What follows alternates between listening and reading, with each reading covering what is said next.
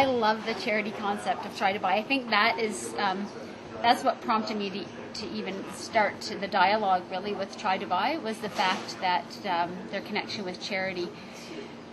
Because I've always believed that there's a lot more to this whole thing called triathlon than just winning races. And at the end of the day, there's got to be more, and there is now when you get to donate to a charity. And so Try to Buy lets me do that. And for that, I'm pretty grateful, because now it's just not this selfish career. There's a lot more to it. And so I'm really lucky that at Subaru Ironman Canada, I get to race for a charity. And I've chosen Cops for Cancer as my umbrella charity, but because cancer is such a huge thing, I've sort of gone to a branch of it. Cops for Cancer is a group of athletes that do the Ironman, and it started with a little boy who had cancer in Edmonton, and he lost his hair.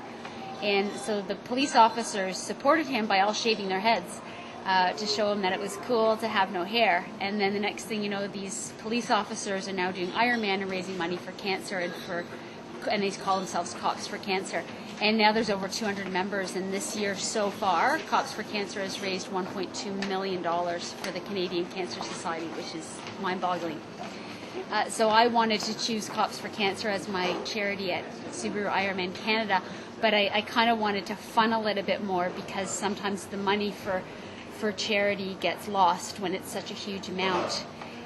So I with some help, I researched a group in British Columbia called Camp Good Times, and it's a cancer camp for kids that are young, that have cancer, that can't go to camp because they can't go to camp like other little kids because they're sick.